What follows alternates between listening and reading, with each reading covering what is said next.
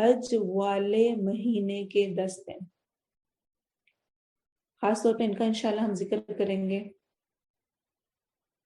اور حقیقت میں اللہ تعالیٰ کا یہ بہت بڑا فضل ہے کہ مختلف دنوں کو دوسرے دنوں اور مختلف مہینوں کو دوسرے مہینوں پر فضیلت دی گئی ہے، تاکہ ہم ایک نئی ایکسائٹمنٹ، جوش، جذبے سے عبادت کی لذت کو پا سکیں۔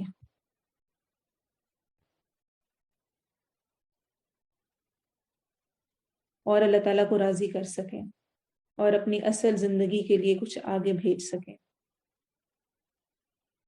اور مومن کے ایمان کی تجارت کو فروغ دینے کے لیے بھی ویسے ہی موسم موجود ہیں جیسے ایک تاجر کے ہوتے ہیں۔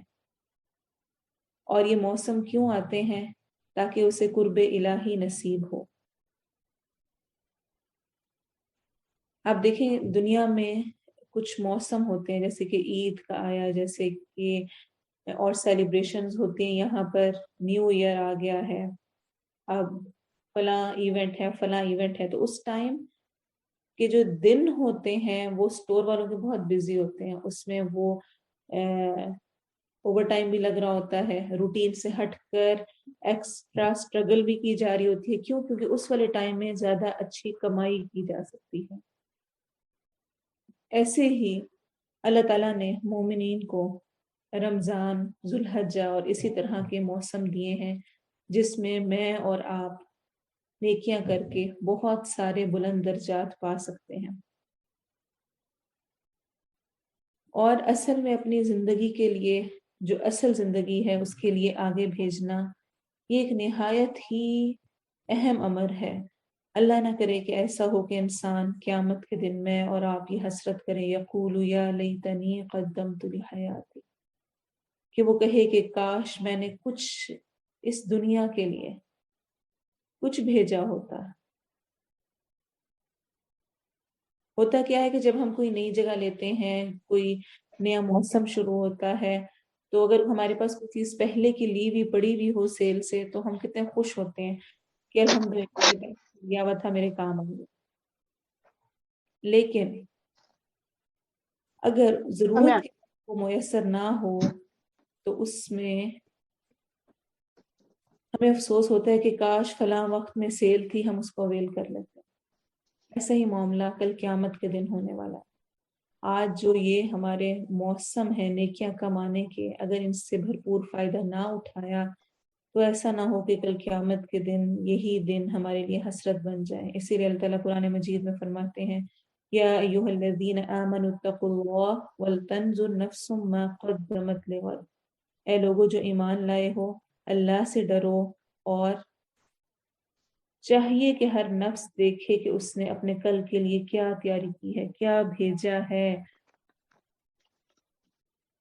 تو یہ اللہ کی توفیق سے ہے، جو عمل بھی ہم کریں گے، جو بھی پلاننگ کریں گے، جس کو بھی کرنے کی کوشش کریں گے، وہ سب اللہ رب العزت کی طرف سے ہوگا۔ اللہ تعالیٰ قرآن مجید میں ارشاد فرماتے ہیں، والفجر ولیال عشر، قسم ہے فجر کی اور 10 راتوں کی۔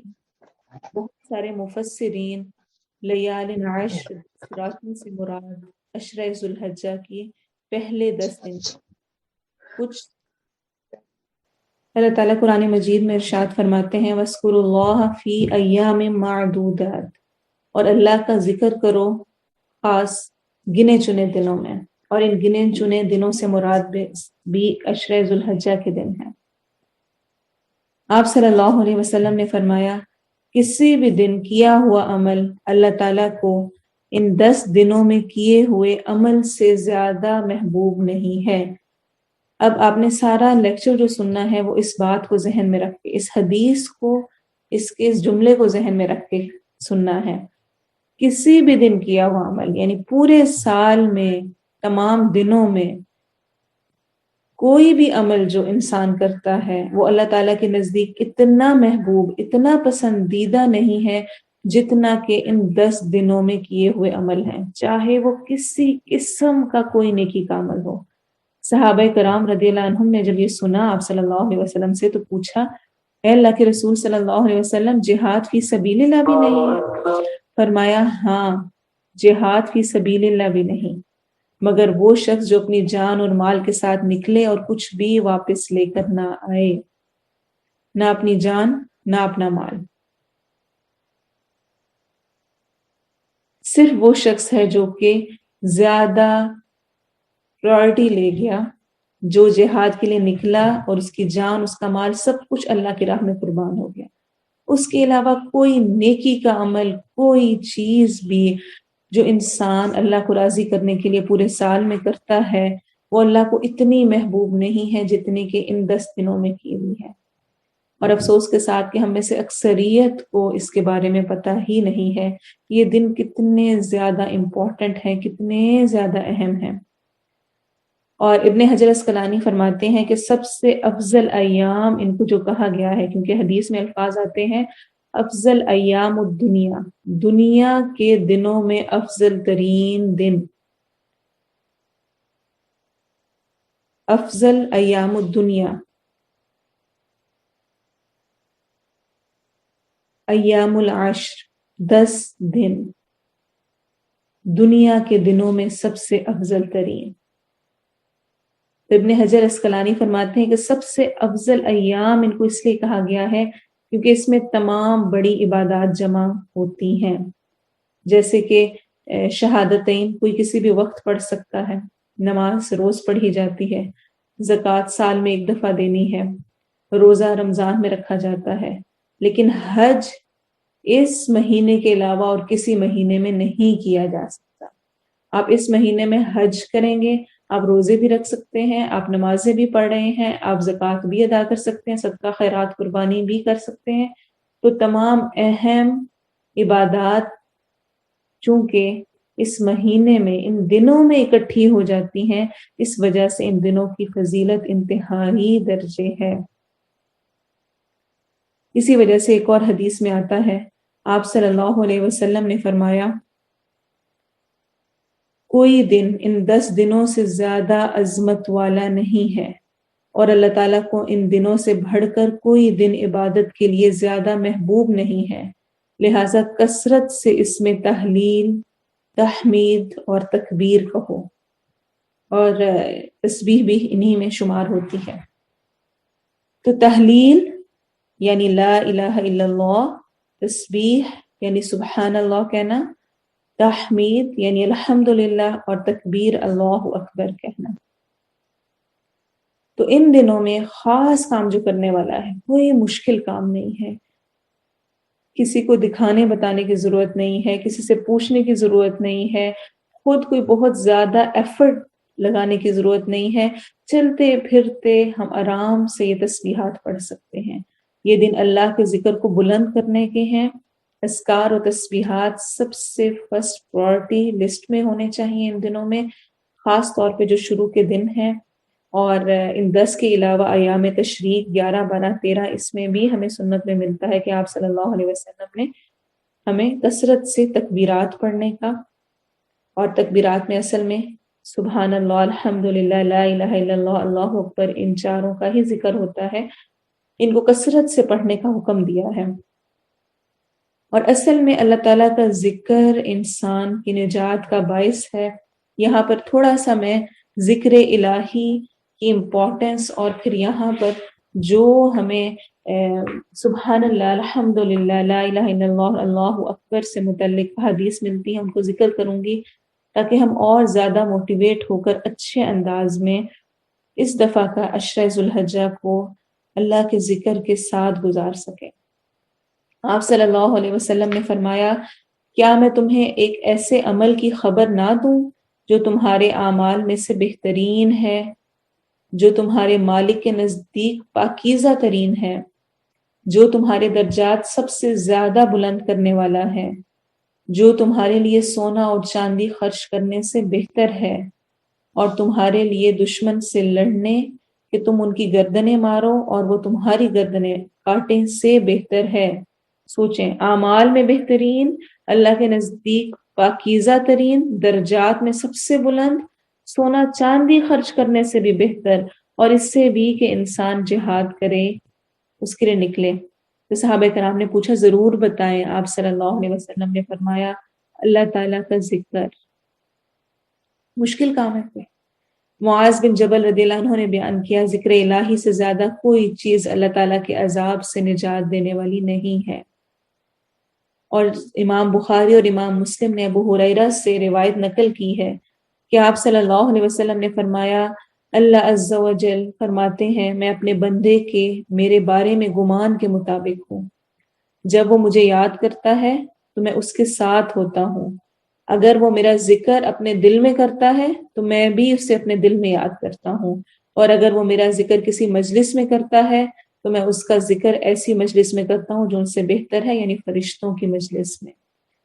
تو اللہ کا ذکر کسی بھی صورت میں کرنا وہ تو بہرحال اجر کا باعث ہے ہی، اور خاص طور پر تحلیل، تسبیح، تحمید اور تکبیر، اس کے بارے میں تو بے شمار ہمیں احادیث ملتی ہیں۔ اس کے بارے میں آتا ہے جو اکٹھے اس کے بارے میں بھی روایات آتی ہیں اور الگ سے بھی ہمیں ملتی ہیں، جیسے کہ لا الہ الا اللہ کے بارے میں آپ صلی اللہ علیہ وسلم نے فرمایا، جب بھی بندہ کبائر سے اجتناب کرتے ہوئے یعنی کبیرہ گناہوں سے بچتے ہوئے اخلاص سے لا الہ الا اللہ کہتا ہے تو اس کے لیے آسمان کے دروازے کھول دیے جاتے ہیں، یہاں تک کہ وہ کلمہ توحید عرش تک پہنچ جاتا ہے۔ جامع ترمذی کی حسن حدیث ہے۔ اور آپ صلی اللہ علیہ وسلم نے فرمایا، جس شخص نے صبح کے وقت لا الہ الا اللہ وحدہ لا شریک لہ لہ الملک ولہ الحمد وہو علی کل شیء قدیر کہا تو اس کے لیے اسماعیل علیہ السلام کی اولاد سے ایک گردن آزاد کرنے کے برابر ثواب ہوگا، یعنی یہ غلام آزاد کرانا۔ اس کے لیے 10 نیکیاں لکھی جاتی ہیں، اس کے 10 گناہ دور کیے جاتے ہیں، اس کے 10 درجات بلند کیے جاتے ہیں، اور وہ شام تک شیطان سے محفوظ کیا جاتا ہے، اور اگر وہ یہی کلمات شام کو کہے تو صبح تک اسی طرح اجر و ثواب ہے۔ لا الہ الا اللہ وحدہ لا شریک لہ لہ الملک ولہ الحمد وہو علی کل شیء قدیر۔ اور اس کے بارے میں یہ حدیث بہت ہی اہم ہے۔ انشاءاللہ میں نے اور آپ نے یہ ٹارگٹ رکھنا ہے کہ اگر ان کیس ہماری روٹین میں یہ نہیں ہے تو ہم اس کو صبح و شام لازمی شامل کریں۔ آپ صلی اللہ علیہ وسلم نے فرمایا، جس شخص نے یہی کلمات لا الہ الا اللہ وحدہ لا شریک لہ لہ الملک ولہ الحمد وہو علی کل شیء قدیر ایک دن میں 100 دفعہ کہے۔ اچھا، ہم میں سے اکثریت کو یہ شوق ہوتا ہے نا، کاؤنٹنگ بتائیں کتنی دفعہ پڑھنا ہے، کب پڑھنا ہے، یہ وظیفہ کب کب کرنا ہے۔ تو ہمیں وہ وظائف کرنے ہیں، وہ پڑھنا ہے جو کہ آپ صلی اللہ علیہ وسلم سے سنت سے ثابت ہے، اور اس کا بے پناہ اجر ہمیں بتایا گیا ہے۔ صحیح بخاری اور صحیح مسلم کی یہ حدیث ہے، جو 100 دفعہ اس کو پڑھتا ہے اس کے لیے 10 گردنوں کے برابر ثواب ہوگا، گویا اس نے 10 غلام آزاد کیے، اس کے لیے 100 نیکیاں لکھی جاتی ہیں، اس کی 100 برائیاں مٹا دی جاتی ہیں، وہ اس دن شام تک شیطان سے محفوظ رہے گا، اور سوائے اس شخص کے جو ان کلمات کو اس سے زیادہ مرتبہ کہے کوئی شخص بھی اس سے افضل عمل والا نہیں ہوگا۔ تو اپنے کرنے کے کام کی لسٹ ساتھ ہی بناتے جائیں، میں نے خاص طور پہ کیا کام کرنا ہے۔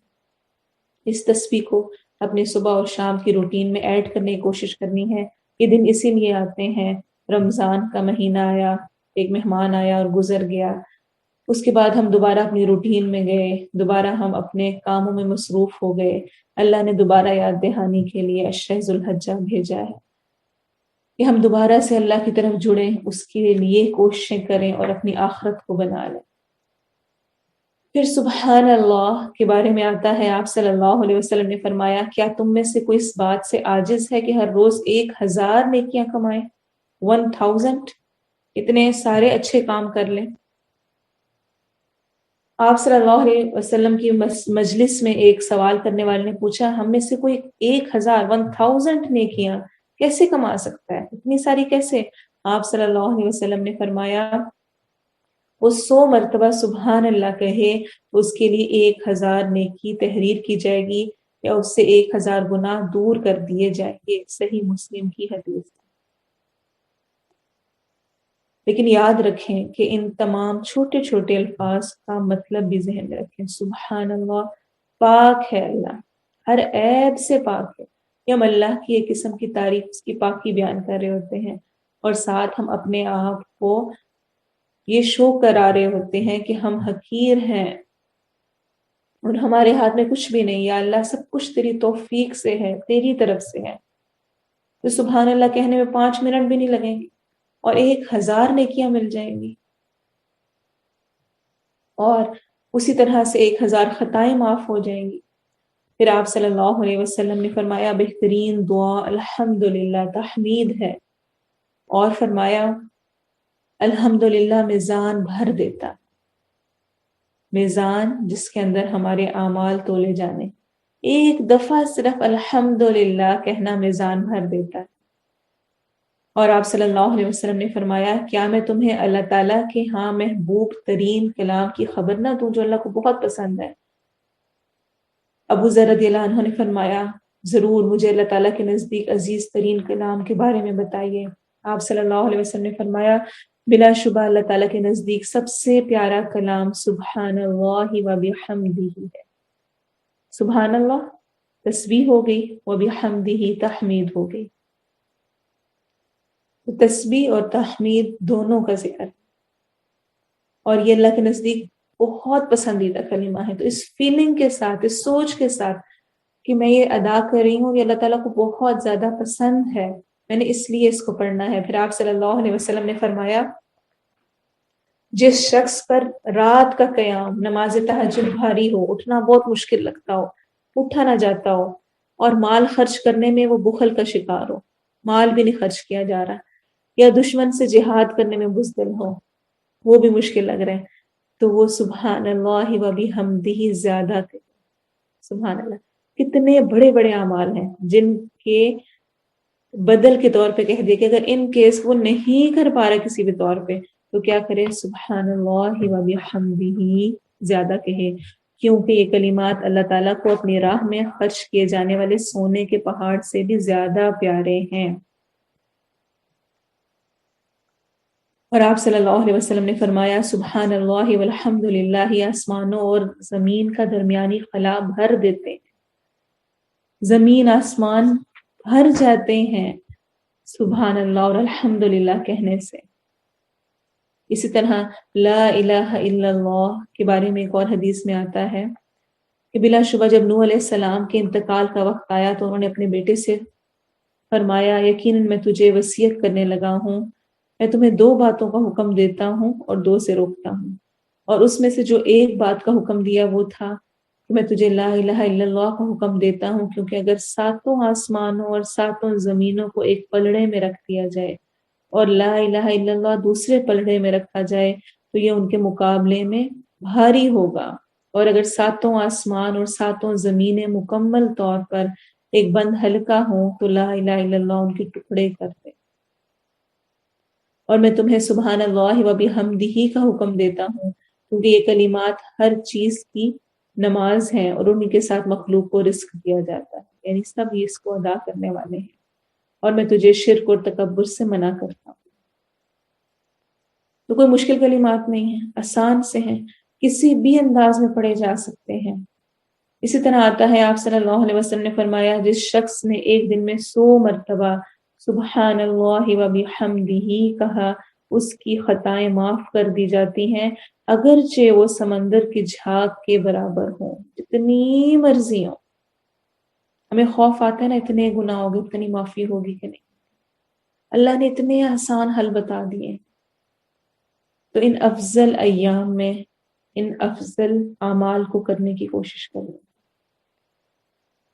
پھر آپ صلی اللہ علیہ وسلم نے فرمایا جس شخص نے سبحان اللہ العظیم و بحمدہ کہا اس کے لیے جنت میں ایک کھجور کا درخت لگا دیا جاتا ہے. ایسے ہی مشہور حدیث ہے آپ صلی اللہ علیہ وسلم سبحان اللہ العظیم 2 جملے رحمان کو پیارے، زبان پر ہلکے اور میزان میں بھاری ہیں. سبحان اللہ و بحمدہ سبحان اللہ العظیم. اور ان تینوں کے بارے میں آتا ہے تسبیح، تحلیل اور تحمید کے بارے میں کہ آپ صلی اللہ علیہ وسلم نے فرمایا یقیناً تم اللہ تعالیٰ کی جو شان و عظمت بیان کرتے ہو اس میں سے تسبیح، تحلیل اور تحمید ہیں. یہ تینوں عرش کے گرد گھومتے ہیں، ان کی آواز شہد کی مکھی کی آواز جیسی ہوتی ہے اور وہ اپنے کہنے والے کو یاد کرواتے ہیں. یعنی جو اس کو پڑھ رہا ہوتا ہے اس کا ذکر وہاں عرش کے پاس کر رہے ہوتے ہیں. کیا تم میں سے ایک اس بات کو پسند نہیں کرتا کہ اسے عرش کے گرد یاد کروانے والا کوئی ہو یا وہ ہمیشہ رہے؟ تو کیوں نہیں، ہم سب چاہتے ہیں. پھر اسی طرح آپ صلی اللہ علیہ وسلم نے فرمایا اللہ تعالیٰ کے ہاں محبوب ترین کلام 4 جملے ہیں: سبحان اللہ والحمد للہ ولا الہ الا اللہ واللہ اکبر.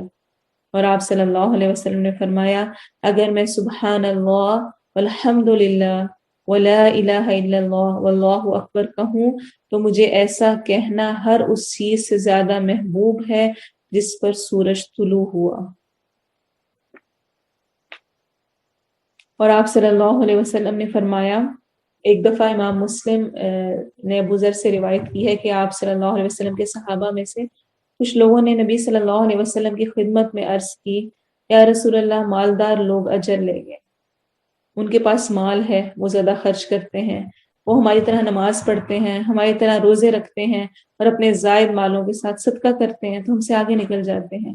آپ صلی اللہ علیہ وسلم نے فرمایا کیا اللہ تعالیٰ نے تمہارے لیے وہ کچھ نہیں بنایا جو کہ تم صدقہ کرو؟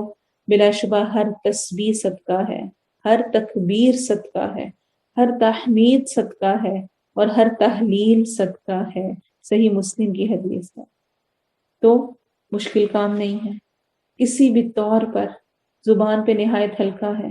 کوئی بھی کام کر رہے ہوں، رات کو لیٹے ہیں، صبح اٹھے ہیں، کھانا بنا رہے ہیں، کام کر رہے ہیں، بچوں کو چینج کرا رہے ہیں، ڈرائیونگ کر رہے ہیں، اس میں کسی بھی طریقے میں کسی بھی انداز میں ہم پڑھ سکتے ہیں.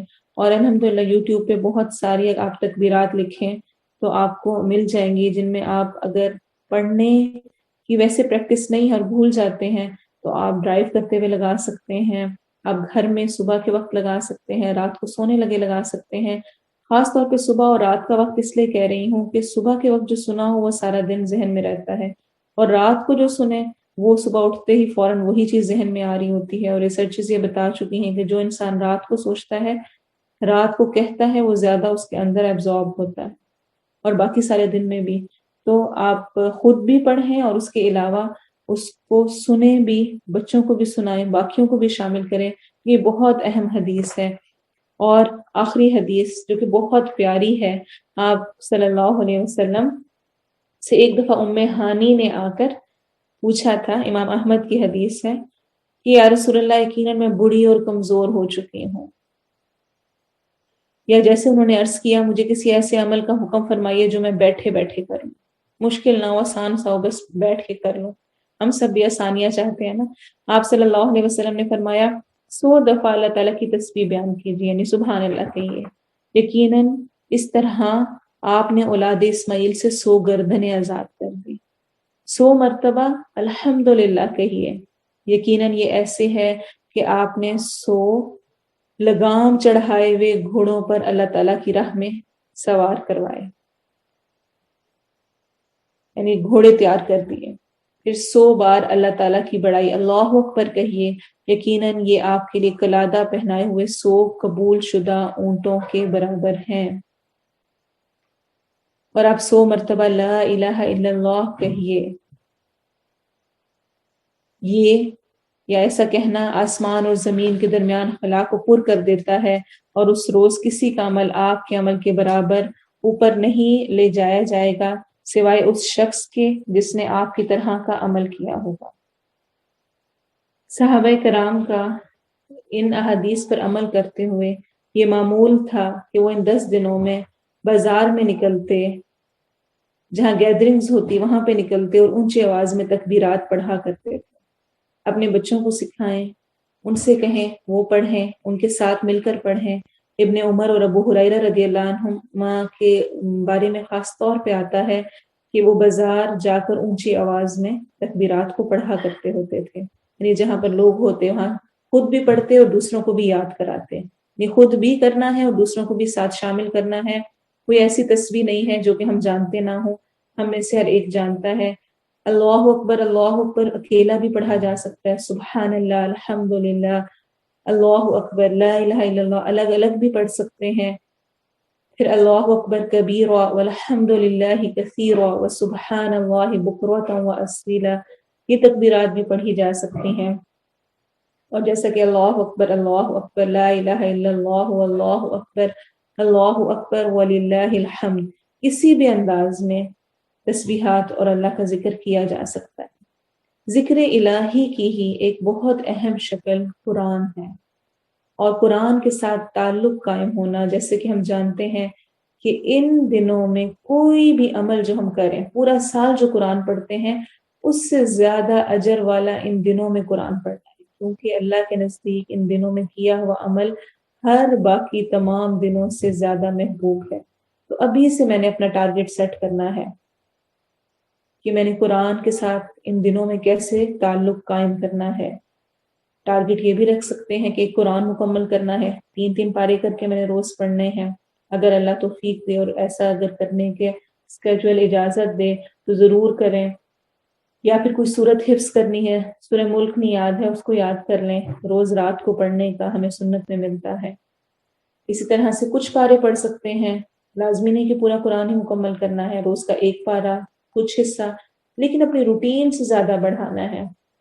چونکہ یہ افضل ایام الدنیا ہے، اس لیے کوالٹی اور کوانٹٹی اپنی عبادات کی بڑھانی ہے، یا کوالٹی بڑھانے کی کوشش کرنی ہے اور زیادہ بہتر انداز میں پڑھا جائے، نماز ہے، روزے کے اعتبار سے معاملہ ہے، صدقہ و خیرات ہے، یا قرآن پڑھنا ہے، کچھ بھی جتنی نیکی والے کام ہیں ان کی یا کوالٹی کو اور بہتر کرنے کی کوشش کریں یا کوانٹٹی کو بڑھا دیں، زیادہ کر دیں، کیونکہ یہ افضل ایام ہے اور ان میں افضل اعمال کرنے کی کوشش کرنی ہے۔ انشاءاللہ موقع ہوا تو ہم کچھ افضل اعمال کو بھی ڈسکس کریں گے کہ حدیث میں خاص طور پہ کن اعمال کو افضل کہا گیا ہے، ان کو خاص طور پہ ان افضل ایام میں کرنا ہے۔ تو قرآن کی تلاوت، اس کو پڑھنا، اس کو سننے کی کوشش کرنی، حفظ کرنا ہے، ترجمہ جو کر چکے ہیں اس کو اچھی طرح سے پکا کر لیں، اس کو پڑھ لیں، قرآن کو سمجھنے کی کوشش کریں، کوئی اس کے متعلق لیکچر سنیں، وقت ضائع نہ ہونے کا، یہ وقت ہمارے ہاتھ سے نکل نہ جائے۔ کتنے لوگ ہیں جو کہ رمضان تک تھے، رمضان سے فائدہ اٹھایا لیکن عشرہ ذوالحجہ تک نہیں پہنچ سکے۔ کتنے لوگ ہیں جنہوں نے پچھلا ذوالحجہ دیکھا ہوگا اور اس دفعہ نہیں دیکھ سکے۔ کتنے لوگ ایسے ہیں جو ابھی ہیں لیکن وہ عشرہ ذوالحجہ تک بھی نہیں پہنچ سکیں گے۔ تو اگر اللہ نے مجھے موقع دیا ہے تو مجھے اس سے بھرپور فائدہ اٹھانا ہے۔ اپنی عید کی شاپنگز، کاموں کو کوشش کریں کہ جتنا جلدی پہلے ہی نپٹا لیں، اور ان دنوں کو خاص طور پہ اللہ کی عبادت میں اور اللہ کی مدد میں گزاریں، اس کی اللہ کی توفیق اور اس سے مدد طلب کرتے ہوئے ہی ہم ان نیکیوں کو پائے تکمیل تک پہنچا سکتے ہیں۔ اور یاد رکھیں کہ ہمیں بے شمار اس بارے میں احادیث بھی ملتی ہیں۔ آپ صلی اللہ علیہ وسلم نے فرمایا، جس شخص نے ایک رات میں 10 آیات کی تلاوت کی وہ غافلوں میں سے نہ لکھا جائے گا۔ تو 10 آیات پڑھنا کوئی مشکل کام نہیں۔ پھر اسی طرح ایک اور حدیث میں آتا ہے، آپ صلی اللہ علیہ وسلم نے فرمایا، جس شخص نے ایک رات میں 100 آیات کی تلاوت کی تو اس کے لیے رات کی عبادت لکھی جاتی ہے۔ اور ایک اور حدیث میں ہمیں ملتا ہے کہ آپ صلی اللہ علیہ وسلم نے فرمایا، جس شخص نے 1000 آیات کے ساتھ قیام کیا وہ خزانے کے مالکوں میں سے لکھا گیا۔ اس عشرے کی خاص فضیلت اس میں یوم عرفہ کا ہونا ہے۔ یوم عرفہ، عرفات کا دن، 9 ذی الحجہ۔ جس طرح سے رمضان میں لیلۃ القدر کا ہونا رمضان کی برکتوں کو بڑھا دیتا ہے، ویسے ہی عشرہ ذی الحجہ میں یوم عرفہ کا ہونا عشرہ ذی الحجہ کی اہمیت کو بڑھا دیتا ہے۔ اور اس کے بارے میں حدیث میں آتا ہے صحیح مسلم کی، آپ صلی اللہ علیہ وسلم نے فرمایا، عرفہ کے علاوہ کوئی دن ایسا نہیں جس میں اللہ تعالیٰ کثرت سے بندوں کو آگ سے آزاد کرے۔ اس روز اللہ اپنے بندوں کے بہت قریب ہوتا ہے اور فرشتوں کے سامنے ان حاجیوں کی وجہ سے فخر کرتا ہے اور فرشتوں سے پوچھتا ہے، ذرا بتاؤ تو یہ لوگ مجھ سے کیا چاہتے ہیں۔ تو عرفہ میں موجود لوگ اور اس کے علاوہ بھی جتنے لوگ موجود ہیں، سب سے زیادہ اللہ تعالیٰ جہنم سے نجات جس دن دیتا ہے وہ یوم عرفہ کا دن ہے۔ اس لیے خاص طور پہ یوم عرفہ میں کرنے کے جو 2 کام ہمیں سنت سے ملتے ہیں باقی تمام عبادات کے ساتھ، وہ روزہ اور دعا ہے۔ روزے کے بارے میں آتا ہے، آپ صلی اللہ علیہ وسلم نے فرمایا، یوم عرفہ کے روزے کے ثواب کے بارے میں اللہ تعالیٰ سے امید رکھتا ہوں کہ وہ اس کے ذریعے گزشتہ 1 سال اور آنے والے 1 سال کے صغیرہ گناہ معاف فرما دے گا۔ تو 1 سال پچھلے اور 1 سال اگلے گناہوں کی معافی صرف 1 دن یوم عرفہ کے روزے سے، یعنی عید سے 1 دن پہلے والا روزہ۔ اور خاص طور پہ اس دن میں کیا دعا مانگی جائے، آپ صلی اللہ علیہ وسلم نے فرمایا بہترین دعا عرفہ کے دن کی دعا ہے، بہترین دعا عرفہ کے دن کی دعا ہے۔ اور بہترین کلمات جو میں نے کہے اور جو مجھ سے پہلے انبیاء نے کہے وہ یہ ہیں، لا الہ الا اللہ وحدہ لا شریک لہ لہ الملک ولہ الحمد وہو علی کل شیء قدیر۔ تو یوم عرفہ کی بہترین دعاؤں میں سے یہ دعا سب سے پہلے نمبر پہ، اس دعا کو کثرت سے خاص طور پہ یوم عرفہ کے دن کرنا ہے۔ لا الہ الا اللہ وحدہ لا شریک لہ لہ الملک ولہ الحمد وہو علی کل شیء قدیر۔ عشرہ ذو الحجہ کی اہمیت یوم عرفہ کے علاوہ خاص طور پر قربانی کرنے کے اعتبار سے بھی بہت زیادہ ہے۔ تو ایک تو انشاءاللہ ہم نے صدقہ و خیرات کا اہتمام کرنا ہے، جہاں تک ہو سکے اللہ کی راہ میں دینا ہے۔ صدقہ صدق سے ہے، اپنے ایمان کی سچائی کو شو کرنے کے لیے انسان جو بھی اللہ کی راہ میں دیتا ہے وہ صدقہ و خیرات کہلاتا ہے، خیر کا کام۔ تو عام کسی بھی طرح سے صدقہ دیا جا سکتا ہے، لیکن احادیث میں خاص طور پہ جن کو افضل صدقہ کہا گیا اور آپ صلی اللہ علیہ وسلم نے مختلف مواقع پہ مختلف چیزوں کو کہا، ان کو میں تھوڑا سا ہائی لائٹ کرنا چاہوں گی۔ آپ صلی اللہ علیہ وسلم نے فرمایا افضل دینار وہ ہے جو اپنے اہل و عیال پر خرچ کیا جائے، اپنے جانور اور ساتھیوں پر اللہ کی راہ میں خرچ کیا جائے۔ پوچھا گیا کون سا صدقہ افضل ہے؟ آپ صلی اللہ علیہ وسلم نے فرمایا وہ ہدیہ جو تم میں سے کوئی اپنے بھائی کو پیش کرے، چاہے مال ہو، سواری ہو، یا چاہے بکری یا گائے کا دودھ ہے، کچھ بھی ہے، بڑی سے بڑی چیز سے لے کے چھوٹی سے چھوٹی چیز جو کہ اپنے بھائی کو پیش کی، کچھ گفٹ دے دیا، تحفہ دے دیا، وہ اللہ کے ہاں پسندیدہ ہے۔ پھر افضل عمل اپنے بھائی کو خوش کر دینا ہے، اس کا قرضہ ادا کر دو یا کھانا کھلا دو۔ تو افضل عمل اپنے بھائی کو خوش کرنا ہے، ایسی چیز دینی جس سے کہ وہ خوش ہو جائے۔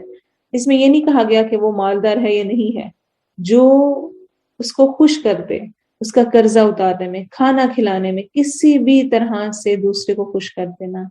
اور آپ دیکھیں صدقات میں خاص طور پہ دینا اللہ کے لیے ہے، لیکن دینا کن کو ہوتا ہے؟ بندوں کو۔ اور بندوں کو دینے میں بھی اکثر ہم اپنی مرضی چلاتے ہیں نا، جو ہمیں پسند ہے ان کو دے دیتے ہیں اور جو نہیں پسند ان کو نہیں۔ آپ صلی اللہ علیہ وسلم نے فرمایا، اس حدیث کو بہت غور سے سنیے گا اور انشاءاللہ میں نے اور آپ نے اس کو اپلائی کرنا ہے۔ ہمیں سے ہر ایک جانتا ہے کہ کس کے ساتھ ہمارا کیسا تعلق ہے۔ آپ صلی اللہ علیہ وسلم نے فرمایا سب سے افضل صدقہ وہ ہے جو اس رشتہ دار پر کیا جائے جو سب سے پوشیدہ دشمنی رکھتا ہے، جس کے ساتھ آپ کو پتا ہے کہ وہ دل میں آپ کے ساتھ کوئی اچھا نہیں ہے، اوپر سے بنتا ہے اور آپ کا تعلق بھی رسمی سا ہے، لیکن خاص طور پہ اس کے لیے گفٹ لے کے جانا، اس کا خیال کرنا، اس کو پوچھنا، یہ افضل ترین صدقہ قرار دیا گیا ہے۔ پھر افضل عمل ہے اللہ کی رضا کی خاطر اپنے نفس اور اپنے خواہش کو قابو کر لینا۔ پوچھا گیا کون سا صدقہ افضل ہے، تو آپ نے فرمایا پانی پلانا۔ مختلف مواقع پہ مختلف ہمیں احادیث ملتی ہیں۔ ایسے ایک دفعہ پوچھا گیا کون سا صدقہ افضل ہے، آپ نے فرمایا جو تندرستی کی حالت میں ہو اور محتاجی کا ڈر بھی ہو۔ صحت ہے کیونکہ بیماری ہو تو انسان پھر تھوڑا سا ہوتا ہے کہ شاید پتہ نہیں میں بچوں نہ بچوں تو دے ہی دوں، تندرستی کی بھی حالت ہے اور محتاجی کا بھی ڈر ہے کہ پتہ نہیں اور مال میرے پاس بھی آتا ہے یا نہیں آتا، تو اس حالت میں بھی اگر وہ اللہ کی راہ میں دے رہا ہے تو یہ اللہ کے ہاں زیادہ پسندیدہ ہے۔ اور قربانی کا معاملہ تو بہت ہی اہم ہے۔ قربانی کے معاملے کو اگر ہم دیکھیں تو اس معاملے میں ہم بہت زیادہ حد تک لاپرواہی کا شکار کہہ لیں یا ہماری طرف سے بہت غفلت ہے۔ اگر تھوڑا سا ہم اس کو دیکھیں، اور میں اس کو خاص طور پہ ہائی لائٹ کرنا چاہوں گی کیونکہ ہماری ساری مجبوریاں ہمارے دین کے معاملے میں ہی آتی ہیں۔ آپ دیکھیں کہ آپ صلی اللہ علیہ وسلم نے مدینہ منورہ میں 10 سال قیام فرمایا. اس سارے عرصے میں آپ صلی اللہ علیہ وسلم نے ایک مرتبہ بھی قربانی ترک نہیں فرمائی، ہمیشہ قربانی کی. حتیٰ کہ دوران سفر میں بھی آپ نے قربانی کا اہتمام فرمایا. عبداللہ بن عباس فرماتے ہیں ہم ایک سفر میں نبی صلی اللہ علیہ وسلم کے ساتھ تھے. عید الاضحیٰ آ گئی اور ہم لوگ ایک گائے میں 7 اور ایک اونٹ میں 10 آدمی شریک ہوئے. ترمذی کی حدیث ہے. راستے میں بھی کی. اور حجۃ الوداع کے موقع پر نبی صلی اللہ علیہ وسلم نے اتنے اونٹ قربان کیے جانتے ہیں آپ؟ 1 2 5 10 100 اونٹ قربان کیے. 100 اونٹ. اور پھر وہ 100 اونٹ یہ نہیں کہا کہ جاؤ اور قربان کر دو. اونٹ خریدنے کے لیے آپ نے علی رضی اللہ عنہ کو خصوصاً یمن بھیجا، جس کا مطلب یہ تھا کہ مکہ اور مدینہ میں اس وقت اتنے اونٹ دستیاب نہیں تھے. اور پھر یوم النہر جیسے مصروف ترین دن میں، جس میں کہ اور اتنے سارے اعمال اور عبادات کرنی ہوتی ہیں، آپ نے 63 اونٹ خود اپنے دستے مبارک سے ذبح فرمائے. اونٹ ذبح کرنے میں یقیناً صحابہ کرام نے مدد کی ہوگی، لیکن اس کے باوجود اونٹ کو قربانی کی جگہ پہ لانا، اسے باندھنا، اسے ذبح کرنا، پھر اسے گرانا، اس سارے عمل پر استعمال کیا گیا وقت اگر کم از کم 5 منٹ بھی لگایا جائے ایک اونٹ پر، تب بھی آپ صلی اللہ علیہ وسلم نے اس کام پر 5 گھنٹے 15 منٹ صرف کیے. اور یہ وہ ذات ہے جو زندگی کا ایک لمحہ بھی ضائع کیے بغیر ہر وقت امت کو دینی مسائل اور احکام سکھانے میں مصروف تھی. اور اس کا ایسے موقع پر جبکہ 1,24,000 یا 40,000 صحابہ کرام کا آتا ہے کہ وہ آپ کے ارد گرد موجود ہیں، اور آپ صلی اللہ علیہ وسلم خود انہیں فرما رہے ہیں خذوا عنی مناسککم، مجھ سے حج کے طریقے سیکھ لو کیسے کیا کچھ کرنا ہے. اس موقع پر آپ صلی اللہ علیہ وسلم کا قربانی کے لیے اتنا طویل وقت نکالنا، اتنی مشقت اٹھانا، یقیناً اس عمل کو ایک غیر معمولی عمل فعل بنا دیتا ہے. اس واقعے کا اگر آپ اس اعتبار سے بھی جائزہ لیں کہ آپ صلی اللہ علیہ وسلم کے معاشی حالات کیسے تھے، تو بھی انسان کسی طور پر اپنے آپ کو قابل عذر نہیں سمجھ سکتا کہ نہیں میں نہیں قربانی دے سکتا. مدنی زندگی میں ایک طرف تو آپ کے 9 گھروں کے اخراجات تھے اور اکثر گھر میں کچھ کھانے کو نہ ہوتا تھا. حضرت عائشہ فرماتی ہے نبی صلی اللہ علیہ وسلم جب سے مدینہ تشریف لائے، آل محمد نے متواتر یعنی اکٹھے 3 دن رات کبھی پیٹ بھر کر گندم کی روٹی نہیں کھائی، حتیٰ کہ آپ صلی اللہ علیہ وسلم اس دنیا سے تشریف لے گئے. صحیح بخاری کی حدیث ہے. اور فرماتی ہیں ہم پر ایسے مہینے بھی گزرے ہیں جن میں ہم نے گھر میں آگ تک نہیں جلائی، ہمارا گزارا صرف پانی اور کھجوروں پر ہوتا، سوائے اس کے کہ کہیں سے گوشت کا ہدیہ آ جاتا. صحیح بخاری کی حدیث. تو کہاں ایک طرف حالات تنگ ہیں اور اس کے باوجود انتظام کر کے 100 اونٹوں کو ذبح کرنا، پھر ان کے گوشت ان کو ذبح کرنے کا خود سے اہتمام کرنا، 63 اونٹ اپنے ہاتھوں سے ذبح کرنا، اور پھر اس کے بعد ملتا ہے کہ آپ نے ہر اونٹ کے ایک ایک حصے کو الگ منگوا کے پکانے کا حکم دیا اور اس میں سے کھایا بھی. اور یہ کتنی بڑی سہولت اللہ کی طرف سے ہمیں میسر ہے کہ ہمیں صرف قربانی کا حکم دیا گیا ہے، اس کے بعد کے احکامات نہیں ہیں. افضل ہے، بہترین ہے کہ آپ کچھ حصہ خود رکھیں، کچھ آپ رشتہ داروں کو دیں اور کچھ غریبوں میں تقسیم کریں. لیکن کہیں پر کسی قسم کا کوئی گناہ نہیں ہے، کوئی حرج نہیں ہے اگر انسان سارا ہی اپنے پاس رکھنا چاہے یا تھوڑا رکھے اور سارا ہی کسی اور کو دے دے. کسی بھی طرح سے تقسیم کریں، اس پر کسی قسم کا مذائقہ نہیں رکھا گیا. صرف اس دن اللہ کے نزدیک خون کا بہانا پسندیدہ ہے، یوم النہر. اور اسی لیے سورۃ الحج میں کیا آتا ہے لن ینال اللہ لحومها ولا دماؤها ولکن ینالہ التقوی منکم. اللہ تعالیٰ کو قربانیوں کے گوشت اور خون نہیں پہنچتے. پسندیدہ خون بہانا ہے، وہی بہانا ہے، لیکن دکھاوے کے لیے، اپنی واوا کے لیے، کسی اور مقصد کے لیے تو وہ کچھ بھی نہیں پہنچتا. اللہ کو صرف تمہارا تقویٰ پہنچتا ہے. کس نیت سے، کتنی تڑپ کے ساتھ، کتنی مشقت کے ساتھ، باقی چیزوں کو چھوڑ کر. عید کے کپڑے بنانے ضروری نہیں ہیں اور باقی اپنے سیریں ضروری نہیں ہیں. ہم ایک ٹرپ کے لیے، ایک ایک کچھ باہر نکلتے ہیں، کچھ کھاتے پیتے ہیں، اس پر شاپنگز پہ اپنے اتنے پیسے لگا دیتے ہیں، لیکن قربانی کے وقت ہمارے ہاتھ تنگ ہو جاتے ہیں۔ آپ صلی اللہ علیہ وسلم نے فرمایا، مسند احمد کی حدیث ہے، جو شخص قربانی کی استطاعت رکھتا ہو پھر بھی وہ قربانی نہ کرے، وہ نماز عید کے لیے ہماری عیدگاہ کے قریب بھی نہ آئے، یعنی گویا اس کو مسلمان کی لسٹ سے خارج کر دیا گیا۔ دوبارہ سنیں، جو شخص قربانی کی استطاعت رکھتا ہو پھر بھی قربانی نہ کرے، وہ نماز عید کے لیے ہماری عیدگاہ کے قریب بھی نہ آئے۔ تو قربانی قرب سے ہے، یاد رکھیں، اللہ تعالیٰ کا قرب حاصل کرنے کے لیے انسان جو بھی قربانی کرتا ہے وہ اللہ کے ہاں بہت پسندیدہ ہے اور اللہ تعالیٰ قدردان ہے۔ تو ایک قربانی بھی کافی ہے پورے گھر والوں کی طرف سے، ہر کسی فرد کی طرف سے بھی قربانی کی جا رہی ہے تو بہرحال وہ اللہ کے قرب کا ذریعہ ہی ہے، یا کسی بھی انداز میں زیادہ دی جا رہی ہیں، جس بھی طرح سے دی جا رہی ہے، بڑھا کر یا کمی کے ساتھ، اللہ اس کو جانتا ہے اور وہی اس کو قبول کرنے والا ہے۔ ذوالحجہ میں کیا جانے والا ایک اہم فریضہ حج بیت اللہ ہے۔ ہم میں سے ہر ایک کی یہ خواہش ضرور ہونی چاہیے، تڑپ جذبہ ضرور ہونا چاہیے کہ ہم حج کے لیے جائیں، چاہے ہمارے پاس وسائل میسر ہوں یا نہ۔ اس کے لیے دعا کرنا، اس کے لیے کوشش کرنا، یہ ہم سب پر لازم ہے۔ آپ صلی اللہ علیہ وسلم نے فرمایا، جس نے اللہ تعالیٰ کی رضا کے لیے حج کیا اور اس دوران کوئی بےہودہ بات یا گناہ نہ کیا، وہ حج کر کے اس دن کی طرح گناہوں سے پاک لوٹے گا جس طرح اس کی ماں نے اسے گناہوں سے پاک جنا تھا۔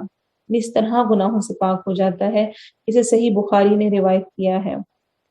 اور آپ صلی اللہ علیہ وسلم نے فرمایا، عمرہ ان تمام گناہوں کا کفارہ ہے جو موجودہ اور گزشتہ عمرے کے درمیان سرزد ہوئے ہوں، اور حج مبرور کا بدلہ تو جنت ہی ہے۔ مبرور بر سے ہے، یعنی کہ نیکیوں والا حج کا بدلہ تو صرف اللہ کے ہاں جنت ہے، جنت ملے گی اس حج کے بدلے۔ اور آپ صلی اللہ علیہ وسلم نے فرمایا، پے در پے حج اور عمرہ کرو، بے شک یہ دونوں فقر اور گناہوں کو اس طرح دور کر دیتے ہیں جس طرح بھٹی لوہے کی میل کچیل کو دور کر دیتی ہے۔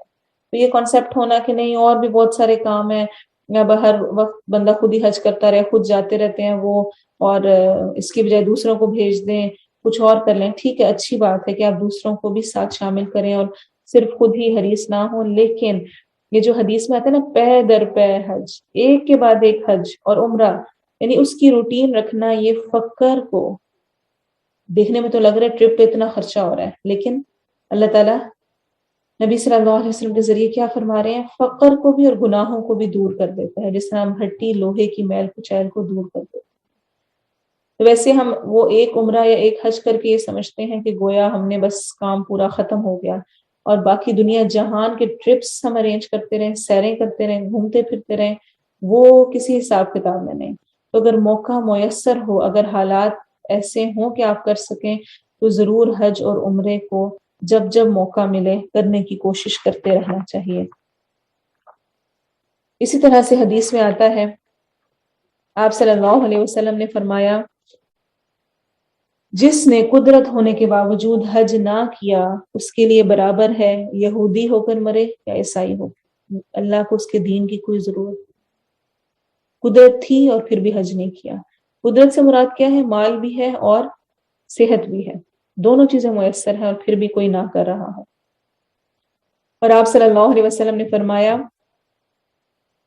جو شخص حج کا ارادہ کرے اسے جلدی کرنا چاہیے، کیونکہ کبھی آدمی بیمار ہو جاتا ہے، سواری کا بندوبست نہیں ہو سکتا، یا کوئی رکاوٹ پیش آ جاتی ہے۔ آپ دیکھیں کہ ابھی 2 سال سے جس طرح حج کا معاملہ رکا ہوا ہے، اور کتنے لوگوں نے سوچا ہوگا اس سے پچھلے سال کہ نہیں ابھی نہیں جاتے ہیں، نیکسٹ ایئر جائیں گے یا اس کے بعد جائیں گے، اور کتنے لوگ رک گئے ہوں گے اور اسی میں زندگی چلی جائے گی۔ اور کبھی کوئی تندرست ہوگا اور اس نے کہا ہوگا اچھا دیکھوں گا، یہ پہلے یہ کام نپٹا لوں، اور بیمار ہو گیا، یا کوئی بھی رکاوٹ انسان کی زندگی میں آ سکتی ہے۔ تو یہ فرائض میں سے ایک فریضہ ہے، اس کو ضروری طور پر ادا کیا جانا چاہیے۔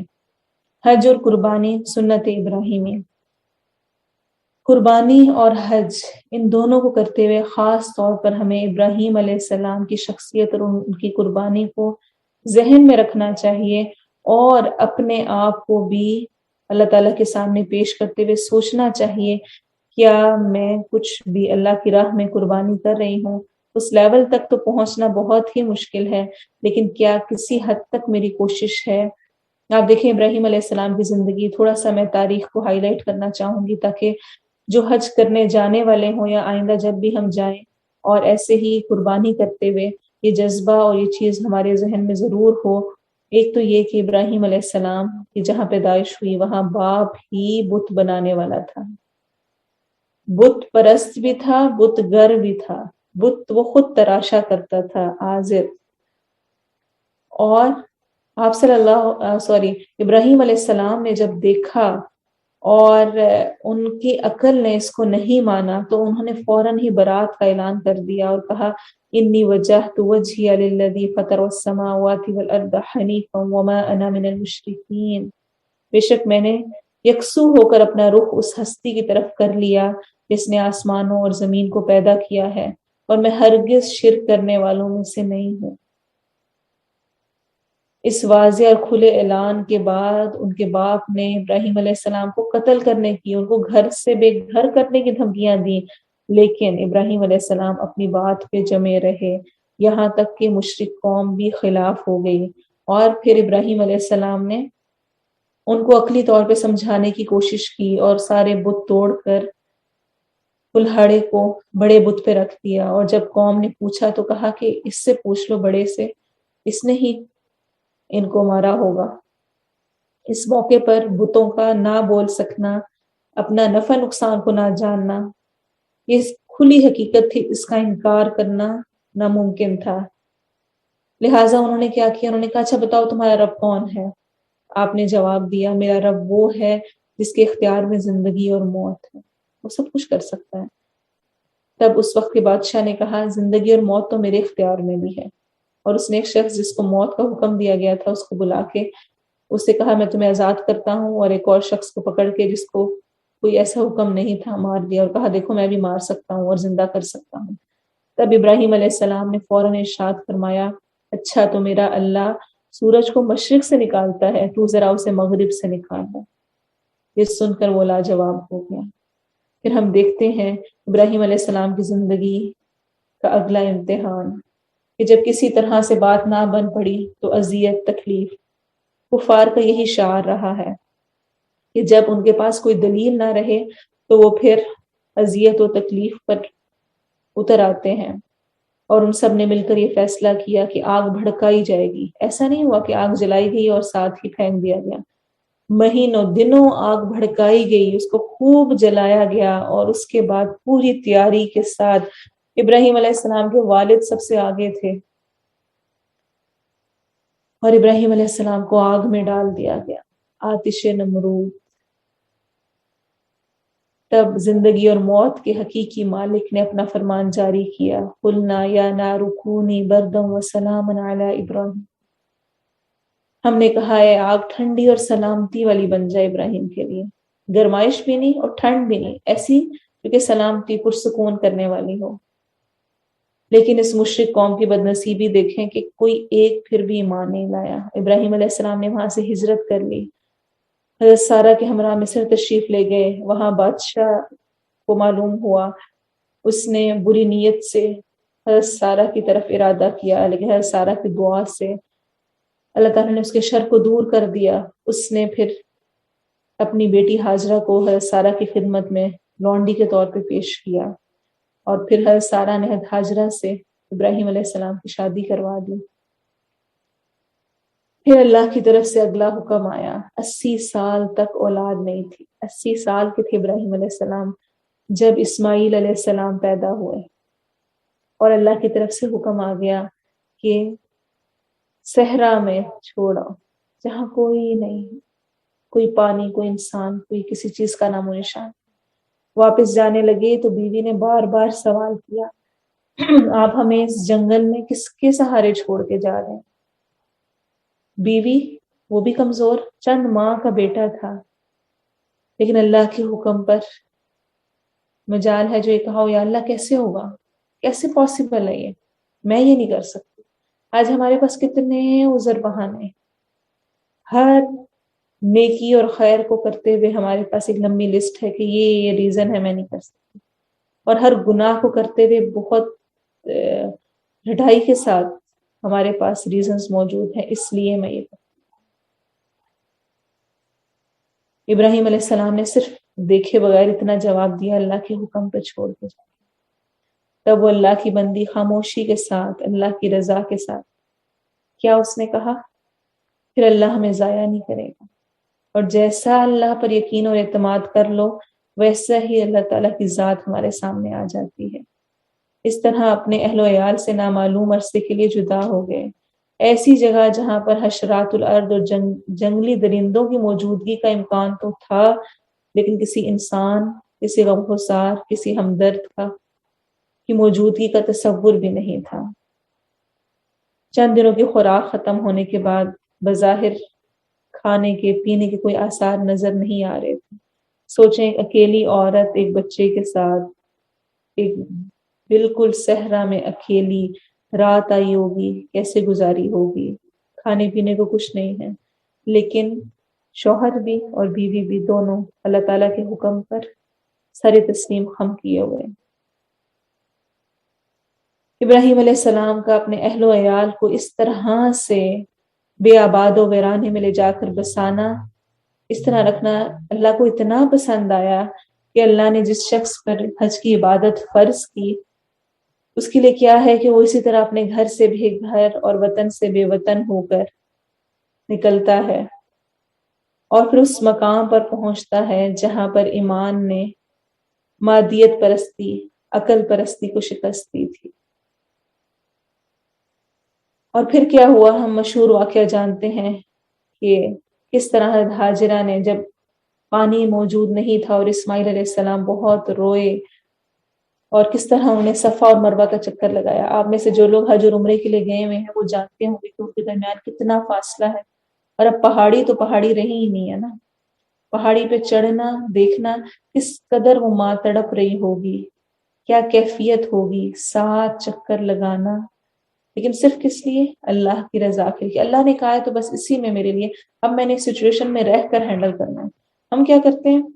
کوئی مشکل آتی ہے تو بجائے اس سے نکلنے کی کوشش کے اس میں بیٹھ کے رونا شروع کر دیتے ہیں، ہائے میرے ساتھ ہی ہونا تھا، میری قسمت میں لکھا ہوا تھا، اور یہ ہو گیا اور وہ ہو گیا، اور شکوے شکایتیں، اور اس میں اب اس سے نکلنا کیسے ہے؟ کوشش اپنی سی اس کی طرف نہیں آتے، تو کہیں پہ شکوہ شکایت نہیں ملتا کہ یا اللہ مجھے کیوں ادھر چھوڑ دیا، اور وہ چھوڑ کے چلے گئے، انہیں میری کوئی پرواہ ہی نہیں ہے، کوئی خیال ہی نہیں ہے، اور کوئی کسی قسم کی بات نہیں ملتی۔ تو اللہ نے صبر کا پھل کیا دیا؟ کیا بے زمزم جاری ہو گیا، اور یہ وہ پانی ہے جس سے آج تک دنیا فائدہ اٹھاتی ہے۔ پھر کچھ مدت کے بعد قبیلہ بنو جرہم آیا، وہ آباد ہوا، اور امتحان یہاں پہ ختم نہیں ہوا۔ جب اسماعیل علیہ السلام ذرا بڑے ہوئے، ابراہیم علیہ السلام کو خواب میں آیا کہ وہ اس کو ذبح کر رہے ہیں۔ پھر باپ کا وہاں سے واپس آ کر مکہ مکرمہ میں اپنے بیٹے سے ملنا اور اللہ کا حکم سنانا، اور پھر اس کے بعد اس حکم کی اطاعت کرنا، جیسے کہ حضرت اسماعیل کے بارے میں بھی آتا ہے کہ انہوں نے کہا یا ابت افعل ما تؤمر ستجدنی ان شاء اللہ من الصابرین، ابا جان جو کچھ آپ کو حکم دیا جا رہا ہے اسے کر ڈالیے، انشاءاللہ آپ مجھے صبر کرنے والوں میں سے پائیں۔ اس پر بھی ایک باپ کا اپنے بیٹے کو لٹا کر اللہ کی راہ میں ذبح کر دینا ایسا عظیم الشان کارنامہ تھا جس کو اللہ تعالیٰ نے اتنا پسند کیا کہ اس کو رہتی دنیا تک سنت بنا دی۔ اور یہ اللہ کا خاص کرم ہے کہ اللہ نے آج ہم سے یہ نہیں مانگا ہے کہ اپنے بیٹوں کو لٹاؤ اور اس کو ذبح کرو۔ ہر کسی کو اپنی زندگی میں اپنے ایک بچے کو لٹا کر لازمی اس کو ذبح کرنا ہے سنت ابراہیمی کی یاد میں۔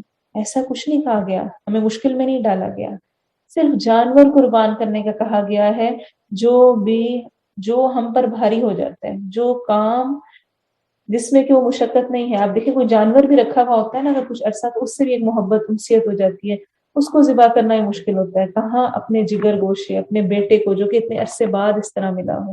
اور پھر اینڈ پر اللہ نے اس سارے صبر، اس سارے امتحان کا پھل کیا دیا کہ ابراہیم علیہ السلام اور اسماعیل علیہ السلام کو خانہ کعبہ کی تعمیر کا حکم دیا، وہ جگہ جہاں پر سب جا کر حج کرتے ہیں، طواف کرتے ہیں۔ تو یہ خاندان،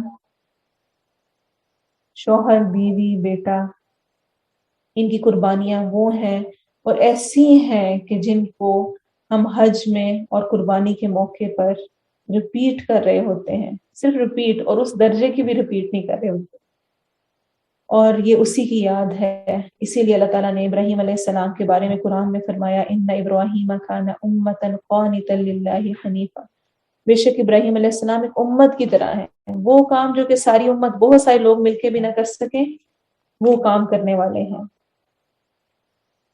اللہ تعالیٰ ہم سب کو توفیق دے کہ ہم اس کو اور اچھی طرح سے کر سکیں، کچھ تھوڑے سے اور افضل اعمال کو کہ ہم اور کیا کچھ کر سکتے ہیں، ہماری ذمہ داری کیا ہے، اس کو بھی ہم انشاءاللہ ابھی دیکھیں گے۔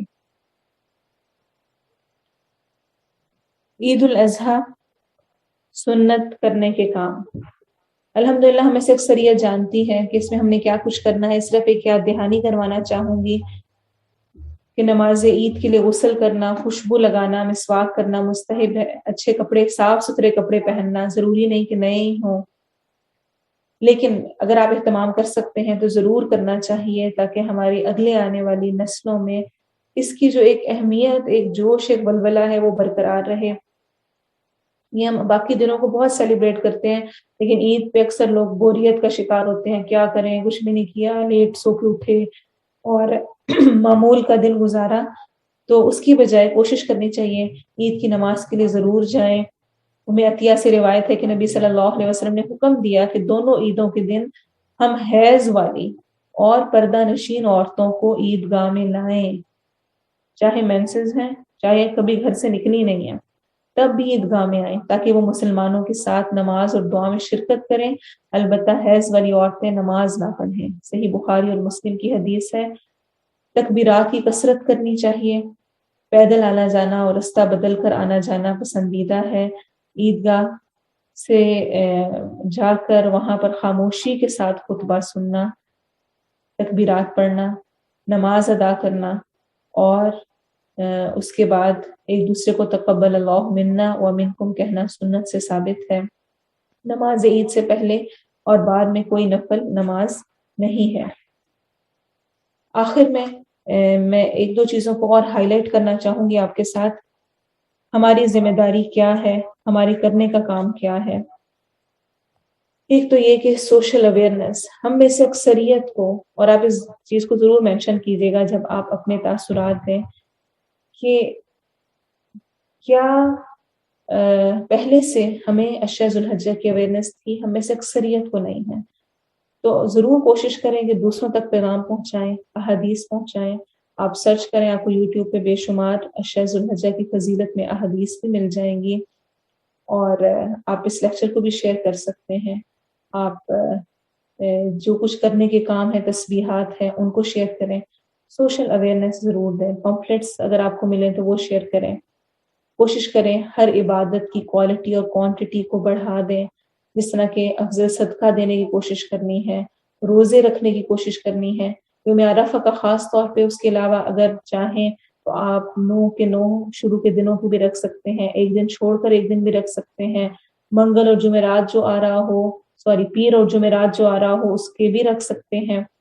اور اسی طرح سے نماز کے اعتبار سے نماز کی بہتری، کوالٹی بھی زیادہ کریں، بہتر کرنے کی کوشش کر سکتے ہیں، کوانٹٹی بھی بڑھانے کی کوشش کر سکتے ہیں۔ ان کے 2 نفل اگر پڑھتے ہیں تو 4 نفل کر لیں۔ اور آپ صلی اللہ علیہ وسلم کی احادیث کے مطابق فرض نماز کے بعد سب سے افضل نماز رات کی نماز ہے۔ ایسے ہی اعمال میں سب سے افضل عمل جس کو قرار دیا گیا وہ اول وقت میں نماز ادا کرنا ہے۔ تو یہ کوشش بھی کی جا سکتی ہے کہ میں اول وقت میں ہر نماز کو ادا کروں۔ ایسے ہی آپ صلی اللہ علیہ وسلم نے سب سے افضل نماز لمبی قرات والی نماز کو کہا ہے، جس میں لمبا قیام ہو۔ تو اگر قرآن کا کچھ حصہ یاد ہے تو اس کو نمازوں میں پڑھ کر نمازوں کو طویل کرنے کی کوشش کریں۔ ایسے ہی دعاؤں کی کثرت اور تمام نیکیوں کا اہتمام، یہ سوچتے ہوئے کہ ان دنوں میں جو بھی عمل کیا جائے گا وہ اللہ کے ہاں افضل ہے، اور ان تمام حقوق اللہ کو ادا کرتے ہوئے حقوق العباد کو نہ بھولیں، اور اللہ کے نزدیک وہ شخص پسندیدہ ہے جو لوگوں میں رہتا ہے، ان کی تکالیف کو برداشت کرتا ہے اور اس کے باوجود ان کے ساتھ حسن اخلاق کا معاملہ کرتا ہے، اور حسن اخلاق والا روزے دار اور نماز پڑھنے والے جتنا اجر لے جاتا ہے۔ اللہ تعالیٰ ہم سب کو توفیق دے کہ ہم صحیح طور پر عشرہ ذو الحجہ سے فائدہ اٹھا سکیں۔ اپنے کمنٹس اور آپ نے کیا سیکھا اس کو ضرور شیئر کریں اور اپنے اٹینڈنس پوائنٹ پہ مارک کر دیں۔ سبحانک اللہم و بحمدک، اشہد ان لا الہ الا انت، استغفرک و اتوب الیک۔